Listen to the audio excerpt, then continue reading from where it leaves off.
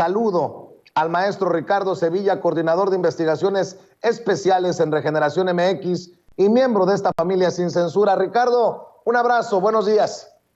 Un abrazo, querido Vicente, público memorioso. Ya era hora, era justo y necesario que se tomaran las bridas de la Secretaría de Educación Pública, una secretaría que en su momento estuvo tomada por personajes ramplones, nefastos, ya lo hemos dicho. Fausto Alzati, por ejemplo, estuvo al frente de esa secretaría empañándolo todo. Y así fue el gobierno de Felipe Calderón, el gobierno de Enrique Peña Nieto, por hablar únicamente de los dos últimos. Pero bueno, son durísimas y reveladoras las palabras de Marx Arriaga. Insisto, Marx, así como se oye, porque la oposición le tira duro y a la cabeza, pero ni siquiera sabe cómo se llama. No es Max, no es Mad Max, nada, es Marx Arriaga. Y bueno, hoy en la mañanera, el director general de materiales educativos, precisamente de la Secretaría de Educación Pública, sostuvo que después de soñar con libros decorosos en las bibliotecas públicas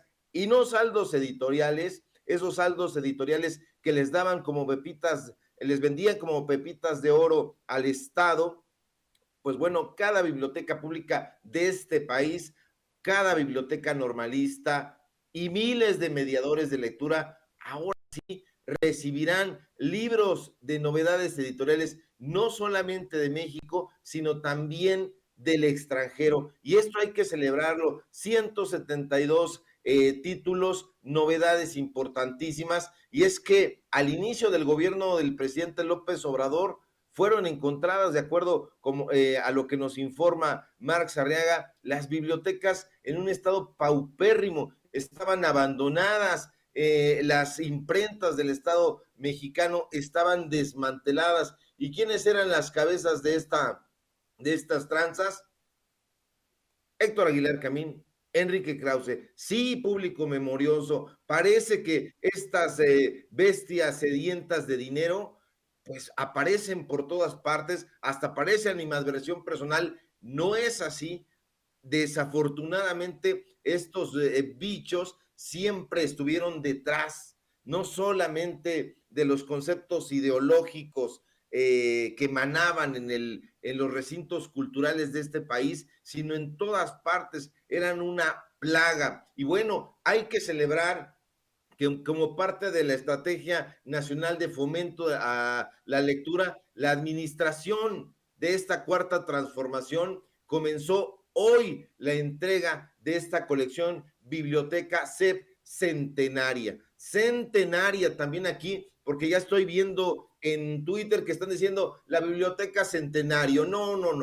Ni siquiera sabe leer, querido Vicente, no sabe leer, y es Biblioteca Centenaria, Biblioteca CEP Centenaria 2021, y bueno, ya van a distribuir también diversos materiales adicionales que serán distribuidos principalmente en bibliotecas de primarias, de secundarias y bibliotecas municipales, porque los municipios estaban abandonados. A mí me tocó ver los municipios de los más hondos municipios en el estado de Veracruz, los más hondos municipios en el estado de Guerrero, y estaban ahí las bibliotecas municipales cerradas y desvalijadas, pero ya no será así. Ahora las bibliotecas municipales tendrán también títulos que incentiven a la lectura, no solamente en estudiantes, sino también en madres, en padres de familia y desde luego en el personal docente, que es lo más importante. Ya diste a conocer la glosa de lo que fue la presentación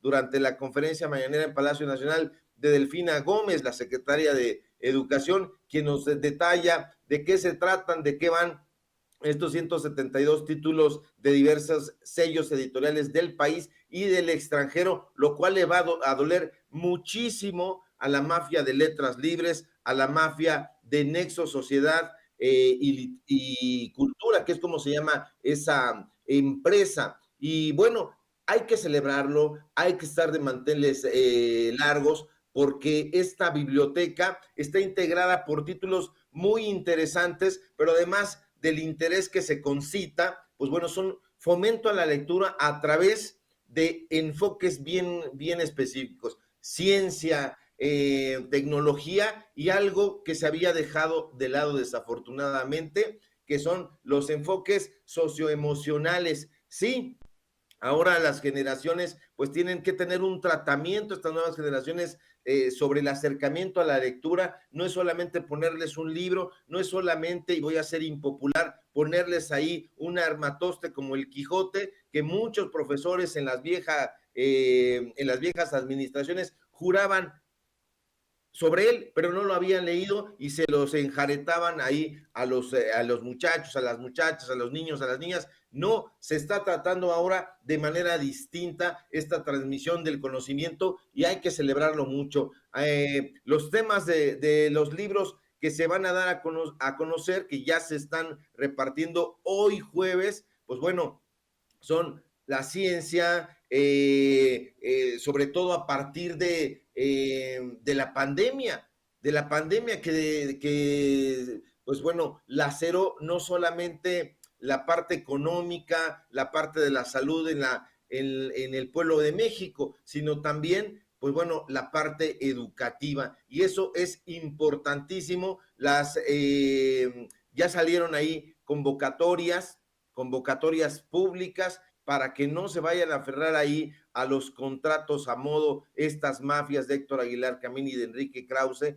¿Y por qué lo digo, Vicente? Pues porque estos personajes han estado una y otra vez saliendo con todo a hacer una denostación, a través de sus revistas, a través de sus medios de comunicación amigos, que son Reforma, que son El Financiero, la propia Letras Libres, Nexos, Milenio, etcétera, hacer una crítica acerca del modelo que se está implementando en la actual Secretaría de Educación Pública. Y no, sí es un triunfo, y es un triunfo social, es un triunfo del pueblo mexicano. Con eso soñó, probablemente hasta con la boca abierta, el joven José Vasconcelos, el autor de La Raza Cósmica. Con eso soñó también Jaime Torres Bodet, no Fausto Alzati, por favor. No Jesús Reyes Heroles, no estos mequetrefes, sino los auténticos secretarios de Educación Pública que en su momento estuvieron tutelando esa importante institución. Y bueno, se pasó un video ahí en la mañanera, un video que hay que ver con mucho detalle, hay que sacar incluso notas, porque ya empezaron a cundir las notitas a modo. Yo creo que están todavía estos reporteros, muchos reporteruchos que van a cubrir la mañanera y no le dieron vuelo a este tema tan relevante. ¿Por qué es tan relevante, público memorioso? Pues porque los niños, las niñas son el futuro de este país.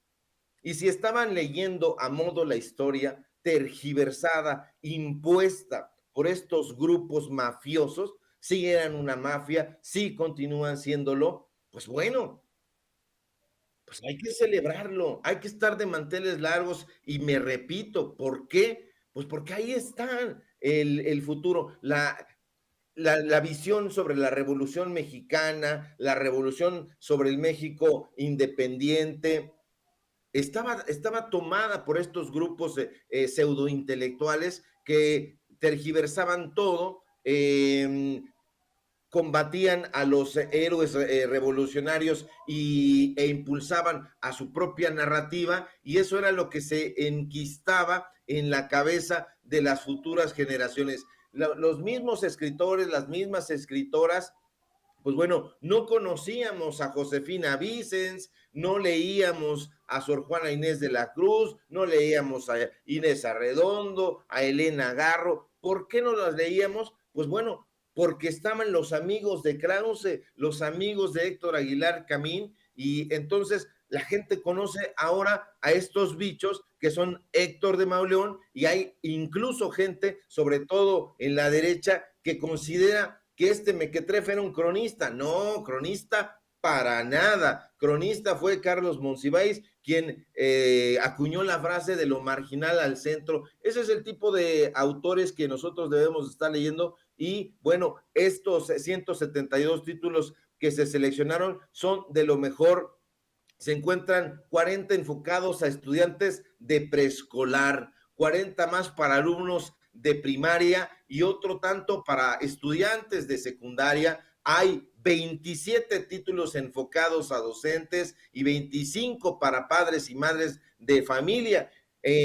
Adicionalmente, también hubo una presentación de parte del INA, donde se presentó el libro México, Grandeza y Diversidad, que busca precisamente destacar la importancia de la diversidad étnica y lingüística de este país, que fue marginada durante muchísimo tiempo, durante sexenios, diría yo, por parte de estos grupos conservadores. Ahora, la idea central es mostrar la grandeza, esa grandeza del México contemporáneo, que no se basa necesariamente en la capacidad de adquisición, en el tamaño de la economía, sino en algo central, que es la diversidad cultural, y que los grupos neoliberales han querido empañar tratando de imponer un solo modelo, una sola ideología, y no, México es sobre todo pluricultural. Entonces, este es el resultado muy importante por parte de diversas instituciones del actual gobierno federal que estuvieron participando, 30 especialistas de distintas disciplinas, de distintos institutos, escuelas, que contienen información relacionada con los distintos momentos históricos, culturales, literarios, artísticos de este país, que hacen un recorrido desde la lucha democrática del pasado siglo XX y hasta nuestro siglo, el momento actual, momento estelar que vive este país. Estamos de plácemes, querido público memorioso, y hay que darle nota. Ahí, reporteros, ¿qué es lo que están haciendo? Se están yendo ahí a picar el ombligo, a sacar selfies. Hagan otro papel, un papel decoroso, porque dejan muy mal informada a la población y también muy mal parado al periodismo. Y precisamente por un personaje que mencionabas, vaya momento de Héctor de Mauleón para pedir la renuncia de Delfina Gómez con este anuncio, querido Ricardo. Delfina Gómez debe renunciar por razones políticas, escribe Héctor de Mauleón. La secretaria de Educación perdió ayer esa supuesta calidad, ya no podría, ya no debería estar aquí. Y es que Delfina Gómez recibe esta noticia precisamente del Tribunal Electoral del Poder Judicial de la Federación. Ratifica el tribunal la multa de 4.5 millones de pesos a Morena por la retención de salario de empleados de Texcoco cuando ella era la presidenta municipal, Delfina Gómez. Y bueno, ya Héctor de Mauleón, Marco Levario Turcot de la revista Etcétera, dicen: Delfina Gómez debe renunciar a la SEP y ponerse a disposición de las autoridades. Confirma tribunal sanción de millones de pesos a Morena por el diezmo cobrado a trabajadores de Texcoco cuando Delfina Gómez era presidenta municipal. Y lo que se venga contra Delfina Gómez en este momento estelar, como le has llamado, Ricardo Sevilla. Así es, un tribunal, hay que destacarlo, infiltrado precisamente por la revista Nexos, que sirven a Héctor Aguilar Camín. Lo hemos dado a conocer en reportajes especiales aquí en Sin Censura, en Regeneración MX. Y bueno, ellos quisieran que renunciara Delfina Gómez, por no para que se ponga a disposición de las autoridades, no, para nada. Ahí hay gato encerrado. Nexos, Letras Libres y Clio recibieron más de 415 millones de pesos por parte del gobierno de Peña, por parte del gobierno de Calderón en esos dos sexenios. Entonces, eso es lo que quieren. A Letras Libres, a Nexos, al grupo de Aguilar Camín, de Enrique Krause y a su palafrenero Marco Levario, que ahí están fotografías donde le está haciendo la barba. Sí, la barba le está cargando los libros hasta Enrique Krause. Al ratito, para que la gente lo recuerde, lo vamos a subir esas fotografías donde los está prácticamente persiguiendo como si fuera su fan. los persigue ahí al Colegio Nacional, donde sea que estén, y bueno, le dan unas migajas a este personaje. No les importa el pueblo, no les importa la sociedad, y mucho menos la educación, porque un pueblo educado, informado, pues bueno, no cree en la calidad de patrañas que estos personajes presentan.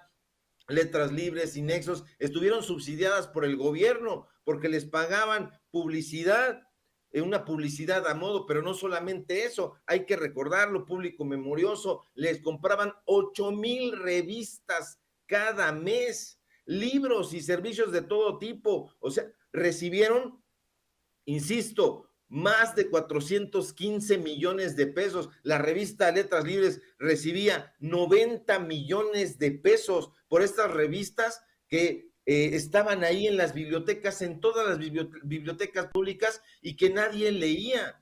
Entonces, pues bueno, ahí está otro de los grandes espantajos, es Enrique Krause, este personaje que es como la cabeza, el líder de esa secta pseudocultural, que se encarga, ya lo hemos dicho aquí en Sin Censura, en varias ocasiones, de estos videos a modo, y donde le paguen y le paguen bien, le pagan alrededor de 1,200,000, 1,500,000 por estos videos que los presenta a modos. Le ha pagado Alfaro, le ha pagado Maru Campos. En total recibió 185 millones de pesos por esos documentales. Entonces hay que ver quién está pidiendo la renuncia de Delfina Gómez, porque ya en su momento también recibió una persecución política en medios de comunicación corporativos cuando se dirigía precisamente a la gubernatura del Estado de México, y bueno, pues estuvieron apoyando a Josefina Vázquez Mota, que fue una desastrosa secretaria de Educación Pública en tiempos de Felipe Calderón.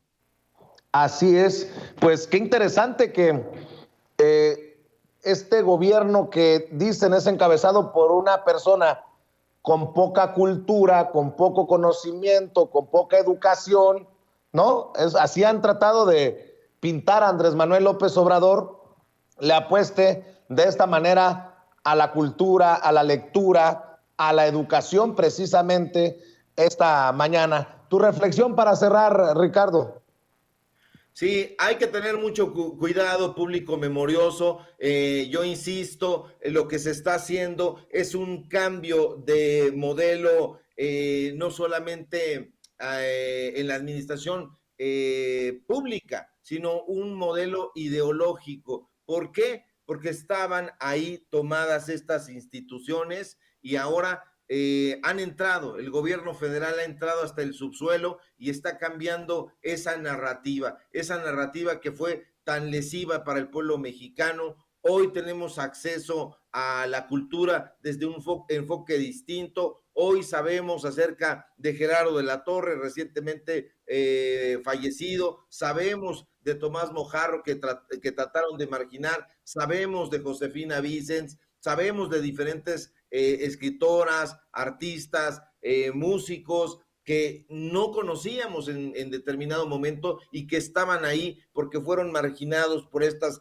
mafias pseudoculturales que tenían todo acaudillado y que distribuían fideicomisos y becas monetarias y al extranjero por parte de ellos. Entonces, es un momento importantísimo, se está cambiando de modelo, y bueno, esa es mi reflexión. Vean estos materiales, hay que hacerle entrevista a todos estos personajes, a ver si los han buscado. Yo creo que no, están haciéndose patos. Síganme por favor en redes sociales, en Twitter, @Sevilla Crítico, en Facebook, Ricardo Sevilla, así nada más, en Regeneración MX, donde damos a conocer precisamente hoy pues bueno, de todo lo que se trata esta biblioteca CEP centenaria. Hoy tenemos programa en Los Datos Duros, nos vemos ahí de 4 a 5:30, y nos vemos también en Tiempos de Canallas, esta parodia, sátira política, de 8 a 9. Un abrazo fuerte, querido Vicente, a ti, a Ceci, a don David y al público que nos ve y que nos escucha. Muchas gracias. Claro que sí, don Ricardo Sevilla. Ricardo Sevilla es coordinador de investigaciones especiales en Regeneración MX, hablando con nosotros sin censura. Nos encontramos aquí mañana, querido Ricardo.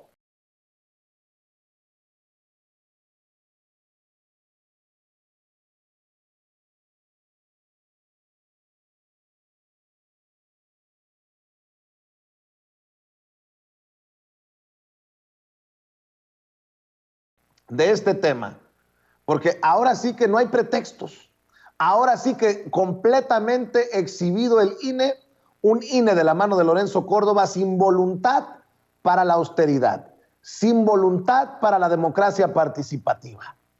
Voy a saludar a nuestro carnalito, al más joven de los hermanitos en la familia Sin Censura, Manuel Pedrero, quien desde Tabasco nos aportará sus opiniones, sus comentarios sin censura, como todos los días. Querido Manuel, te saludo con mucho gusto. ¿Cómo ves a este INE de Lorenzo Córdoba y el periodicazo que les deja caer el gobierno del presidente Andrés Manuel López Obrador, hoy de la mano del secretario de Gobernación, Adán Augusto López Hernández, con este plan de austeridad, respetuosamente sugerencia para el INE, querido Manuel? Hola Vicente, muy buenos días en este jueves 13 de enero del año 2022. Te saludo también yo con mucho gusto desde un Tabasco más frío que ayer. En fin, antes que nada, pues me gustaría expresar mis felicitaciones debido al cumpleaños de la doctora Beatriz Gutiérrez Müller, que el día de hoy cumple años, así que un feliz cumpleaños para la doctora y para toda su familia, que se la pasen bastante bien. En el caso del Instituto Nacional Electoral, miran, dicen los ingenieros y dicen los que saben que en cualquier punto de su vida los motores están destinados a fallar, y en el caso de la metodología también cualquier plan, cualquier estrategia tiene por lo menos una fisura o alguna debilidad. Pero debo decirte que esta propuesta que hace el gobierno federal, no en palabras del presidente Andrés Manuel López Obrador, sino del secretario de Gobernación Adán Augusto López Hernández, a pesar de que con antelación ya había una propuesta por parte del presidente y hoy se explica a fondo en la conferencia mañanera de qué va este plan de austeridad para el Instituto Nacional Electoral, debo decirte que es un plan cuasi perfecto, es un plan muy bueno, y te voy a decir por qué. Hace unos minutos tú comentabas, querido amigo, que, a ver, yo no creo que Ciro Murayama vaya a aceptar, que si Lorenzo Córdoba vaya a aceptar, poco importa si aceptan o no, porque ahora tienen una encrucijada del estilo del PRI entre decidir si el PRI nacionalista de Cárdenas o el PRI salinista, neoliberal, privatizador. Y es una encrucijada de este tamaño, Vicente, porque tenemos a un Instituto Nacional Electoral que hace unos días se ufanaba a Lorenzo Córdoba en este famoso meme donde apuntaba el dedo con una cámara y con sus ojos fuera de órbita, donde decía que ahora Hacienda les tenía que responder ante las solicitudes de recaudación de más dinero que solicitaba el Instituto Nacional Electoral para ejercer el ejercicio, o no por una redundancia, sino porque literalmente así lo constituye la ley, de revocación de mandato. Concretamente hay que recordar los antecedentes. A ver, ¿cuánto era el plano inicial de solicitud que estaba pidiendo el Instituto Nacional Electoral a la Cámara de Diputados para el presupuesto del año 2022, el año que actualmente estamos cursando? Sabemos muy bien que eran los 25,000 millones de pesos, de los cuales se le terminó dando 19,000 millones de pesos. Un escándalo marcaoso del cual Lorenzo Córdoba estuvo pues haciendo un berrinche institucional dentro de su calidad de consejero presidente por un largo y un buen tiempo, obviamente secundado por personajes como Ciro Murayama y luego confrontados por personajes como Carla Humphrey en esta diferencia de ideas de que sí había que hacer la revocación de mandato con los recursos que ya habían en el INE y contra los consejeros que consideraban que necesitaban más dinero para realizar la revocación de mandato. Debo decir que en esa ocasión, pues fue una elección de consejeros electorales bastante cerrada. Ganó el 6 contra 5. Recordar que solamente hay 11 consejeros. ¿A qué voy con todo esto? Bueno, después de los 19,000 millones de pesos con los cuales se quedaron el INE, porque hay que recordar que la Suprema Corte le dijo que en el pastel, o sea, que no iban a darle un solo peso más, que en todo caso, si ellos consideraban como instituto que si necesitaban un centavo más, pues tenían que hacer su manuscrito, ¿no? Tendrían que hacer ahí su oficio, su documento, enviárselos a Hacienda y sustentar y argumentar bajo qué concepto necesitaban más dinero. Tarde o temprano esto iba a pasar y resulta ser que sucedió el día de ayer, querido Vicente, donde el INE pidió casi 2,000 millones de pesos adicionales. Es decir, de los 19,000 millones que actualmente tienen, el día de ayer solicitó alrededor de 1,700 millones de pesos más. O sea, casi estamos hablando de los 21,000 millones de pesos, prácticamente cerrados los 20,000 millones de pesos, y es que necesita más y más dinero.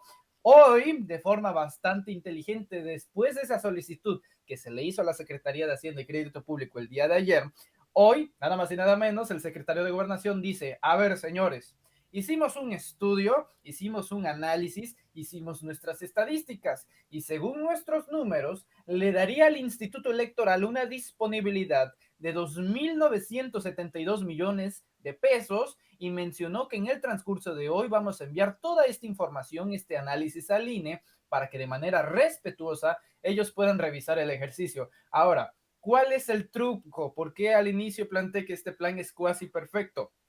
Porque la elección no depende del gobierno, la elección depende del Instituto Nacional Electoral. El gobierno federal ya les hizo una chamba, que es básicamente la apretada de cinturón. Ahora ellos deben decidir si se lo ponen o no. ¿Por qué? Porque ellos solicitaban inicialmente casi 2,000 millones de pesos y con este ejercicio estadístico que hizo el gobierno de la República a través del plan de austeridad, resulta ser que se pueden ahorrar incluso 3,000 millones de pesos. Recordar que el INE normalmente pide bajo tres conceptos la millonada de recursos, de los casi 19,000 millones de pesos. El primero, pues los ejercicios anuales que tiene que hacer el INE, ¿no? Mantenimiento, gastos, promoción, con un concepto de alrededor de 11,000 millones de pesos. Luego, por el tema especial de la consulta, están pidiendo otros 4,000, 5,000 millones de pesos y luego para los ejercicios de gobierno, para ejercer las elecciones federales en las 6 gubernaturas de los 6 estados del país que se van a celebrar este 2022, pues otros 4,000 millones de pesos. Entonces, este ejercicio resulta ser que demuestra que hay una fisura en el cual el INE puede apretarse el cinturón y dar 3,000 millones de pesos dentro de la institución, que es más de lo que están exigiendo en estos momentos. Ahora, ¿qué es lo que creo que va a pasar? Yo también, al igual que tú, considero que el INE va a decir que no, pero si dice que no, entonces se está metiendo en un problema de congruencia ya de un cinismo marca diablo a nivel mundial, porque entonces ahora los medios de comunicación, olvídate de los nacionales, sino de los internacionales, cuando volteen a ver el conflicto electoral que tenemos en este país y vean el Instituto Nacional Electoral, verán un instituto que está pidiendo dinero, que el gobierno ya le dijo los ajustes presupuestales que puede hacer dentro del instituto para tener ese dinero y que el propio instituto se niegue a hacer esos ajustes para tener más dinero. Entonces, yo creo que es un plan muy bueno. Creo que el hecho de que sea una voluntad propia que emane del instituto lo refuerza, ya que no es una orden ni de la Suprema Corte, ni del presidente de la República, y no hay un solo indicio del cual puedan decir, es que nos quieren aplicar esto de forma autoritaria. No, va a ser decisión de ellos al final de cuentas. Y de la misma forma como la guillotina francesa que cae, serán ellos quienes decidan si cortan ese hilo. Mi querido Manuel, pero lo dudo, decía en una de sus canciones más famosas, el príncipe de la canción José José, que en paz descanse. Acaba hace rato de tuitear, vamos a ser sinceros, hace rato Ciro Murayama, y escribe, cuando las elecciones mal hechas las organizaba el gobierno, por ejemplo la de 1988, ellos decidían el gasto. Hoy que hay un instituto autónomo, el INE, el gobierno no manda en sus decisiones. El gobierno debería hacer bien su trabajo en vez de querer destruir lo que sí funciona, el INE. Y retuitea una nota de Milenio en la que dice, gobierno presenta al INE plan de austeridad para garantizar revocación de mandato. Más claro, ni el agua, Manuel. Ni el agua, y es que, mira, coincido totalmente contigo en que van a seguir en esta negativa, pero en este punto, con los más de 200 asesores que tienen el Instituto Nacional Electoral, por lo menos uno debe de ser lo suficientemente listo para que le explique ya sea a Lorenzo Córdoba o a Ciro Murayama, cualquiera de los consejeros electorales al mandamás de ese lugar, que ya no es factible no aceptar la propuesta del gobierno federal, porque de no aceptarla entonces se meten en un escándalo mediático. Tenemos al niño que estuvo friegue con un juguete, entonces el papá le explicó que con sus juguetes ya rotos podía hacer un nuevo juguete y mejor y toda la onda, y se niega. Entonces, ¿de qué se trata? No es todo el papá gobierno, papá Estado, financiame, susténtame, porque necesito pues seguir manteniendo mi vida de lujo. Cada vez es más notorio cómo es que es la vida estrafalaria de cada uno de los consejeros electorales, y ojo, nada más de los millonarios de los consejeros electorales, porque otra cosa es el Instituto Nacional Electoral en toda su plataforma, que obviamente necesita tener un modo de vida para estarse sustentando y ejercer pues sus propias funciones. Es decir, yo no estoy de acuerdo con la idea de eliminar al INE, sí de reformar al INE y bueno, ya no es TRIFE, pero al Tribunal Electoral, porque al final de cuentas es la cúpula. Si no realizamos ese ejercicio, Vicente, entonces va a pasar las consecuencias del Tribunal Electoral. ¿Qué fue lo que pasó? Salió una ratota por un tema ahí de corrupción, pero ¿qué es lo que pasa? Entra otra rata marca Premium 2.0, que resulta ser que es Reyes Rodríguez Mondragón, un calderonista de hueso colorado, el personaje que en Twitter luego se desdijo que no le deseó la muerte al presidente, y eso podría pasar si solamente removemos parcialmente el tumor o el cáncer que se trata en el Instituto Nacional Electoral. Que sigan en la negativa. Realmente nosotros tendríamos que ver a largo plazo. A corto ellos van a decir que no, muy bien. Cuando digan que no, ya se fregaron, porque en ese momento, pues, ¿qué va a decir la opinión pública? A mí me refiero a la auténtica opinión pública y no a los pseudointelectuales como Sergio Aguayo, que creen que la gente que quiere que se invierta más en ciencia, eso de alguna manera es un sinónimo de que se apoya a los intelectuales, y todavía para terminar de amolarla, pues en latinos. O sea, no me refiero a ese tipo de cosas. Me refiero a que, ¿qué dirá la auténtica opinión pública? ¿Qué dirá la gente que se informa sin censura? Pues es que ahora sí que como dijera Peña en algún momento, ningún país sudamericano les embona, y es que es la verdad. Desgraciadamente así tenemos al Instituto Nacional Electoral, pero confío en que esto también alimenta la narrativa del presidente, en el cual indica que se sustente en una reforma electoral. Si tienes a un INE pedinche, a un INE ineficiente, a un INE que simplemente se rehúsa a hacer el trabajo que le mandata la Constitución mexicana, entonces haz de cuenta que tienes todos los cimientos y sin un solo pero para ejercer la reforma electoral, el cual tendría una limpieza profunda de todos estos personajes y de ser un personaje que está auténticamente vinculado a la nación, al pueblo, no a los partidos políticos, no que se escojan en el poder legislativo, sino que sean electos por el pueblo, una democracia directa para elegir quiénes van a ser los que representen nuestra democracia. Es un chiste bastante largo, pero al final de cuentas hay que esperar el remate. Así es, y ayer en el Consejo General del INE, en el que unánimemente votan para pedirle a la Secretaría de Hacienda 1.700 millones, uno de los personajes centrales de la iracunda respuesta de las críticas de consejeros y consejeras del INE fue Sergio Gutiérrez Luna, el presidente de la mesa directiva de la Cámara de Diputados, querido Manuel Pedrero, quien hoy publica un video que les pone una tunda a esos consejeros. Pregunta en Twitter: ¿estamos en contra del INE? Sí, en contra del INE con privilegios, derroche y exceso. Hay dos institutos, el de Lorenzo y Ciro, que ganan 262,000 pesos al mes, y el de trabajadores que solo reciben 7,664 pesos. Y lo explica desde el pizarrón. Este es el video que circula Sergio Gutiérrez Luna. Hay dos INEs, el de Lorenzo y Ciro y su sueldo de 262,000 pesos. Y el INE del pueblo, el que está en los módulos, el que te da la credencial, el que te atiende, ganan 7,664 pesos. Lorenzo y Ciro le pagan a ellos, a los que de verdad trabajan, 7,664 pesos. Mientras de este lado tienen seguro de vida, de separación, de gastos médicos mayores, colectivo de retiro, aquí no tienen nada. Tienen 260 asesores. Tienen combustible, 3,500 pesos al mes. Tienen apoyo para alimentos, 11,970 pesos al mes, más que lo que ganan los trabajadores. Aquí se sirven con la cuchara grande. Tuvieron de aguinaldo 350,000 pesos. Mientras los trabajadores del INE, 5,169 personas, tuvieron solo 12,773. Cuando nos preguntan si estamos en contra del INE, estamos en contra de este INE, de excesos y privilegios de derroche. Estamos a favor del INE del pueblo.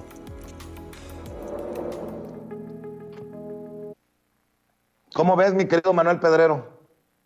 Al más puro estilo del Teletón, pues buscan un chantaje emocional en el Instituto Nacional Electoral. Cuando hablamos de reforma electoral, o cuando en este caso el presidente de la mesa directiva de la Cámara de Diputados, Sergio Gutiérrez Luna, que debo decir que el video Está chistoso porque así parece cuadro de detective, ¿no? Buscando al culpable. Esos detalles cuentan mucho, ¿eh? Y creo que está bien elaborado.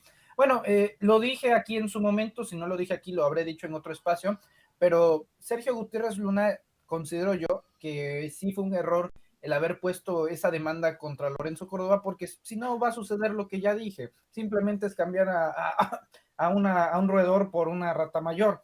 En este caso, creo que hizo bien en rectificar después de las palabras del presidente Andrés Manuel López Obrador en la conferencia, donde dijo que era un despropósito, no tenía, pues no era factible al final de cuentas, porque, insisto, entonces nosotros estamos viendo a largo plazo para una reforma electoral. Pero mira, aquí el INE lo que hace es usar el chantaje, es decir, cuando hablamos de reforma electoral, no se trata de eliminar al INE, no se trata de destruirlo, no se trata de desecharlo, se trata de desechar, de remover, de extirpar la cúpula política que está en esa institución, principalmente los consejeros electorales. ¿Qué es lo que hace el INE para tener una contranarrativa? Que ojo, esta es la que utilizan, queridos amigos, en redes sociales, sobre todo los intelectuales con sus hashtags yo defiendo al INE, sus comentócratas, sus opinólogos, sus intelectuales, sus periodistas, sus políticos, y es, yo tengo un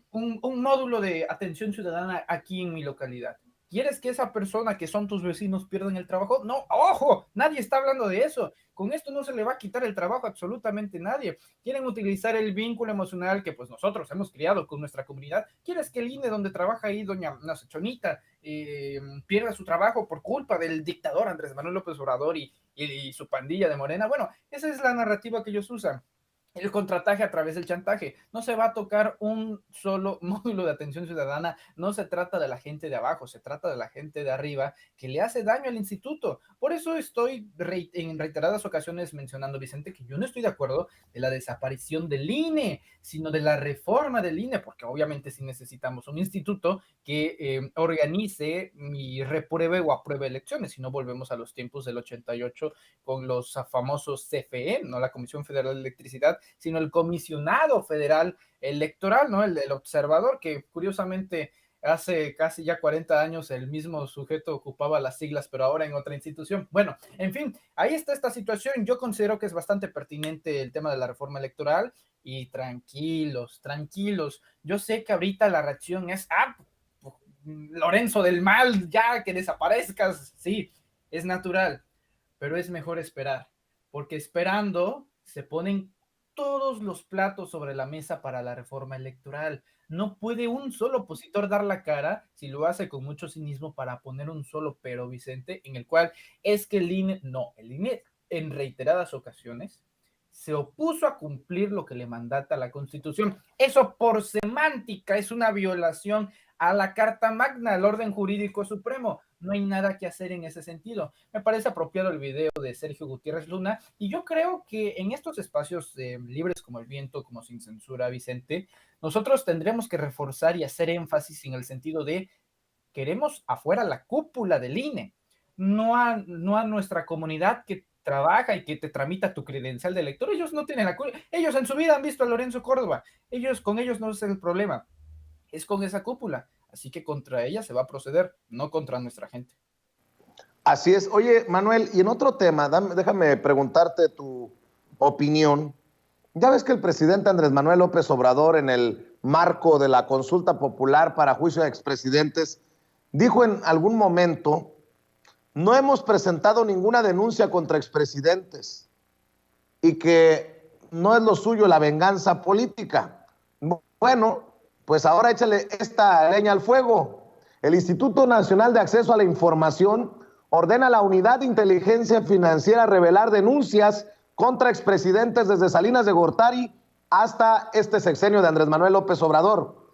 El comisionado del INAI, Francisco Javier Acuña Llamas, planteó que en el caso de exfuncionarios o funcionarios de alto nivel cabe una excepción a la regla de confidencialidad. También expuso que se efectuó una prueba de interés público para determinar la viabilidad de dar a conocer la información solicitada. El Instituto Nacional de Transparencia, Acceso a la Información y Protección de Datos Personales, el INAI por sus siglas, ordenó hoy a la Secretaría de Hacienda y Crédito Público dar a conocer el número de denuncias presentadas por la Unidad de Inteligencia Financiera ante la Fiscalía General de la República de 2005 al 30 de agosto de 2021 en contra de los expresidentes y el actual mandatario de México por operaciones con recursos de procedencia ilícita y corrupción. Y cito lo que se detalla en un comunicado. El sujeto obligado debe desglosar la información por nombre de cada uno de los expresidentes de México, es decir, Carlos Salinas de Gortari, Ernesto Zedillo, Vicente Fox, Felipe Calderón y Enrique Peña Nieto, así como del actual titular del Poder Ejecutivo Federal, Andrés Manuel López Obrador, y también precisar el mes en el que se presentó la denuncia y la delegación de la Fiscalía General de la República que la recibió, insisto, esto a través de un comunicado. El INAI, otro órgano autónomo con el que ha chocado el presidente Andrés Manuel López Obrador, se me viene a la mente si buscarían desestabilizar con esta petición, porque el presidente ha sido muy cuidadoso de no patear la vitachera a lo tonto con este tema de los expresidentes. Incluso él siempre dijo que iba a votar en contra de la consulta popular para el juicio a expresidentes, Manuel.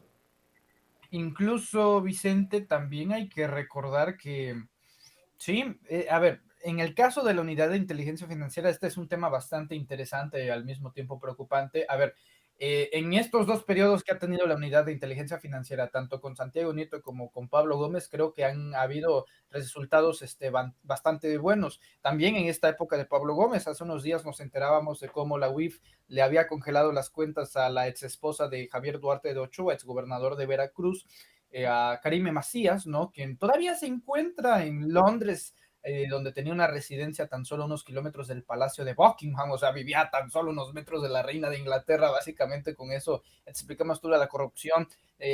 Recordarás que se le acusaba un agravio al erario de Veracruz por más de 112 millones de pesos, ya con toda esta congelación de cuentas por parte de la UIF, pero de Pablo Gómez. Bueno, en este caso, el INAI, un instituto que ni siquiera era relevante para los políticos hasta hace unos días. Te acordarás también que Peña Nieto no lo podía ni siquiera mencionar el instituto de este instituto. Bueno, ese es el INAI. El INAI es uno de los elefantes reumáticos burocráticos más grandes que me parece que hay en la administración pública, porque para hacer solicitudes para que las dependencias, en este caso Hacienda, de información, tiene que pasar un montón de trámites, va a tardar mucho, meses, años, quién sabe. Y bueno, eso para los políticos, imagínate para los periodistas, ¿no? Que busquen información a través de números y transparencia y simplemente hay que esperar largos tiempos. Ahora, sospechosamente, y como tú bien lo mencionas, y creo que aquí está el eje central de todo este asunto, es que el INAI es un organismo autónomo, no depende del gobierno federal, no está subordinado bajo ninguna influencia del titular del Ejecutivo, busca ahora solicitar a través de Hacienda. Recordar que la UIF es una dependencia de la Hacienda y la Hacienda obviamente depende del presidente, así que prácticamente Pablo Gómez tiene dos jefes,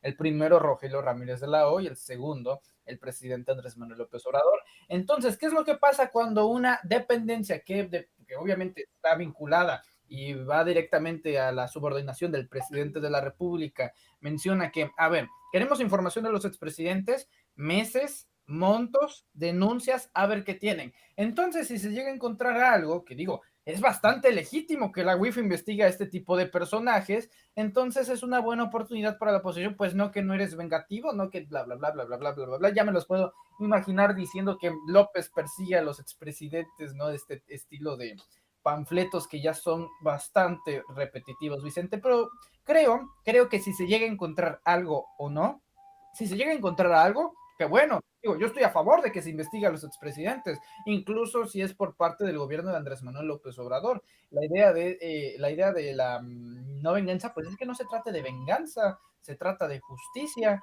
porque son adeudos que todavía vamos a seguir arrastrando. Nada más Cedillo con el Fobaproa, uno se va a morir y no vamos a terminar de pagar la deuda. Los que saben dicen que la terminaremos de pagar en el 2076. Quienes nacieron en el 94, para que llegue el 76 ya van a tener como 80, 90 años. La expectativa de vida en México es de 74. O sea, es todo un enrollo. Y nada más hablando de Cedillo, podríamos hablar de las privatizaciones y más de movimientos bancarios. Pero en este caso, si se llega a encontrar algo, qué bueno. Y si se llega a encontrar nada, que no hay información, bueno.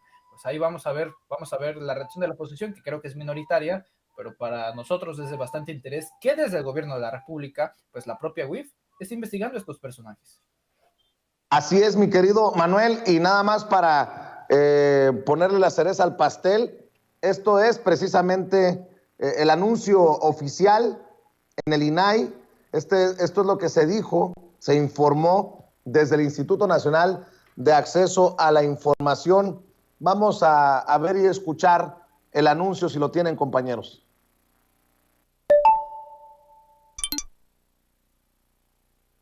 En este caso, alguien reclamó la información relacionada con el número de denuncias ante la UIF respecto de los expresidentes Carlos Salinas de Gortari, Ernesto Zedillo, Vicente Fox, Felipe Calderón y Enrique Peña Nieto, pero además inclusive respecto del presidente de la República en funciones, Andrés Manuel López Obrador. Se pidió o se reclamó que se precisara el número de carpetas de investigación que se hubiesen abierto al respecto de delitos que se consideran pudieran haber ellos cometido. La Secretaría de Hacienda contestó que la información que se solicitaba era confidencial. Bueno, pues el solicitante reclamante no se conformó y vino ante nosotros, tocó el aldabón del INAI, para pedir que nosotros interviniéramos, proporcionar el número de denuncias que la Unidad de Inteligencia Financiera ha presentado ante la Fiscalía General de la República por delitos de operaciones con recursos de procedencia ilícita y financiamiento al terrorismo, así como corrupción y los delitos del artículo 139 del Código Penal Federal, o que pudieran ubicarse en los supuestos del artículo 400 bis del mismo código, en contra de que hubiese, no estoy diciendo que lo haya, no sabemos todavía, Carlos Salinas de Gortari, Ernesto Zedillo, Vicente Fox, Felipe Calderón, Enrique Peña Nieto y Andrés Manuel López Obrador. Pues ahí está el pronunciamiento, mi querido Manuel, al que hacemos referencia, y a ver qué responde la autoridad.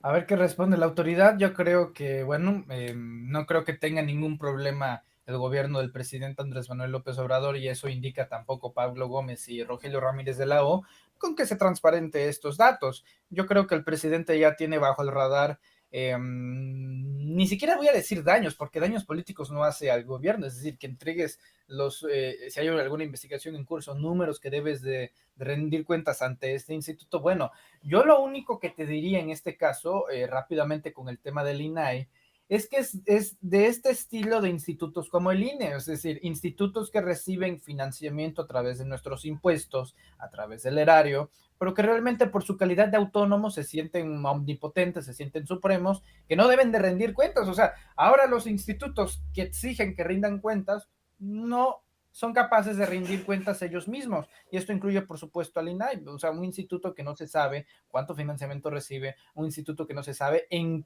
qué recursos, en qué conceptos destinan esos recursos, pues para elaborar todo el instituto. A ver, hasta el día de hoy, ¿qué otras noticias sabíamos acerca del INAI sobre su desempeño, no sé, en gobiernos estatales, en otros rubros, ¿no? Para corroborar el acceso a la información para los periodistas. Sé de muy buena fuente, Vicente, que muchos periodistas tienen que verse pues atorados investigaciones en cursos cuando van al INAI para solicitar transparencia, información, y si no hay dinero de por medio, pues no se mueven esos trámites burocráticos para solicitar a los gobiernos que se den el tiempo para explicar la información y transparentarla. En el caso del presidente, bueno, desde aquí adelanto que nunca va a decir que no. Es el mismo precursor de la idea de que la vida pública tiene que ser más pública, de que no hay nada que ocultar, de que se tiene que transparentar todo. Así que yo no voy a ver, o sea, yo no planeo ver por parte del presidente una negativa de no dar información. Sería sorpresivo si así lo hiciera, pero no creo que eso pase. Yo creo que la información con la que se suelte de esta dependencia podría, en todo caso, servir como una eventual arma que no creo que tenga el potencial para ser mediática, terminaría en petarditos, ¿no? Como lo del CIDE o demás, para decir, ¡ja! Aquí Andrés Manuel está investigando a los expresidentes aquí, y aquí es vengativo. Esa cantaleta no sirve porque estamos hablando de los últimos 5 hombres pues más repudiados de todo el país. Se hizo la primera consulta popular, ¿sí?, a través de la recaudación de más de 4 millones de firmas, que ahorita está siendo superado al triple por la revocación de mandato, y luego salen personajes como Anaya a decir que nadie quiere esa revocación de mandato. Pobrecito, porque le está diciendo nadie a 10 millones de personas, que esas 10 millones de personas tal vez hubieran hecho la diferencia si hubieran votado por él en 2018. O sea, están en la estratosfera estos, pero si acaso servirá nada más como un golpeteo, y si planean usarla como golpeteo desde aquí, digo, no va a servir, no es mediático, porque si tú quieres poner en contra a la gente, porque el gobierno de Andrés Manuel está investigando a través de la unidad de inteligencia financiera los movimientos bancarios de estos personajes, pues hasta vamos, o sea, le vamos a aplaudir. No, yo estoy contento con este tipo de decisión, sinceramente, Vicente. Pues mi querido Manuel, como siempre agradecido por tus opiniones, por tus comentarios aquí en Sin Censura. ¿Por qué no cerramos invitando a la gente para que te apoye en tus trincheras digitales? El agradecido siempre voy a ser yo, querido Vicente. Te envío un fuerte abrazo, al igual que a Ceci, a Toño, a todo el equipo de producción y claro que sí, a la audiencia de Sin Censura. Como siempre, los invitamos a que no se pierdan Sin Máscaras a las 4 de la tarde en el canal de YouTube de su servidor y amigo Manuel Pedrero. Nos vemos a las 8 en el Notifierro, aunque sé que hay un evento, algo especial el día de hoy. Así que, de hecho, creo que sería sano compartirte una información, Vicente, para saber qué tipo de ratas pues últimamente quieren comer este queso. Así que te envío un fuerte abrazo, cuídate mucho y bendiciones a todos. Por ahí nos encontramos. Espero un mensaje con esa información, mi querido Manuel Pedrero. Te mando un abrazo. Gracias a Manuel Pedrero, el más joven de esta familia Sin Censura. Amigos, amigas, regresamos en breve, pero mientras seguimos hablando sin pelos en la lengua, Sin Censura, usted puede suscribirse a nuestros 3 principales canales en YouTube. Sin Censura Media, en donde tenemos más de 1.600.000 suscriptores. Sin Censura TV, en donde tenemos más de 1 millón de suscriptores. Y en Sin Censura Presenta, en donde queremos llegar muy pronto a los 100,000 suscriptores. Si usted ya está inscrito en Sin Censura Media, suscríbase en Sin Censura TV. Si ya está suscrito en Sin Censura TV y Sin Censura Media, suscríbase a Sin Censura Presenta. Recuerde que es gratis, no tiene que sacar un solo centavo de su bolsillo para apoyarnos. Dele clic en la campanita para que los señores y señoras de YouTube envíen las notificaciones cuando estemos transmitiendo en vivo y en directo o estemos subiendo videos. También nos puede seguir en Twitter en @Vicente Serrano y hasta en Instagram. Ojo, también estamos en Instagram. Son nuestras redes sociales y con el apoyo de ustedes seguimos creciendo, porque con ustedes todo, sin ustedes nada.